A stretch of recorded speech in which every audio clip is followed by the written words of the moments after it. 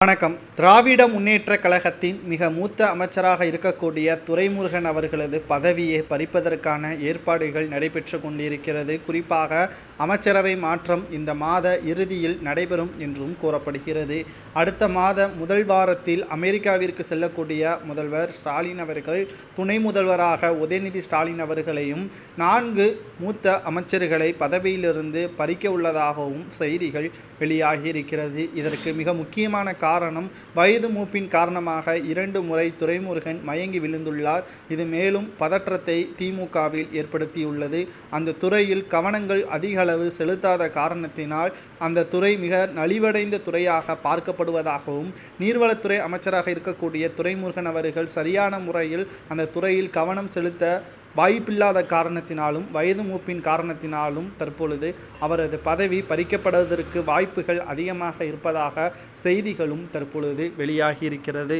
குறிப்பாக நான் பார்க்க வேண்டிய விஷயம் என்னவென்றால், திராவிட முன்னேற்றக் கழகத்தை பொறுத்தளவிற்கு கலைஞர் காலத்தில் இருந்து தற்பொழுது வரை துரைமுருகன் அவர்களது பங்கு அயராத பணியாகத்தான் இருக்கிறது. சட்டப்பேரவையில் கூட கூறியிருப்பார், நான் இறந்த பிறகு கோபாலபுர அடிமை என்றே என்னுடைய கல்லறையில் எழுதுங்கள் என்று அவர் கூறியிருப்பார். மிக முதல்வர் ஸ்டாலின் அவர்களுக்கு மிகவும் நெருக்கமாகவும் கூறலாம். இதுவரை ஸ்டாலின் அவர்கள் துரைமுருகனை எதிர்த்து பேசியது கிடையாது.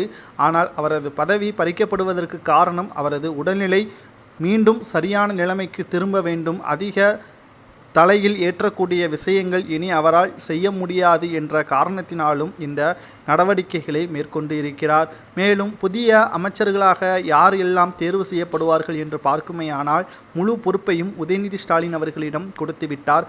அவருடைய கட்டுப்பாட்டில் அடுத்த தலைமுறை எம்எல்ஏக்களை தற்பொழுது தேர்வு செய்து அமைச்சர்களாக பொறுப்பேற்க வைத்துவிட்டால் நாளைக்கு முதல்வராக உதயநிதி ஸ்டாலின் அவர்கள் பொறுப்பேற்றாலும் கூட தன்னுடைய கட்டுப்பாட்டில் அமைச்சர்கள் இருப்பார்கள் என்பதை கவனத்தில் ஏற்றுக்கொண்டுதான் உதயநிதி ஸ்டாலின் அவர்களிடம் அனைத்து பொறுப்புகளை முதல்வர் ஸ்டாலின் அவர்கள் வழங்கியிருப்பதாக செய்திகள் தற்பொழுது வெளியாகியிருக்கிறது.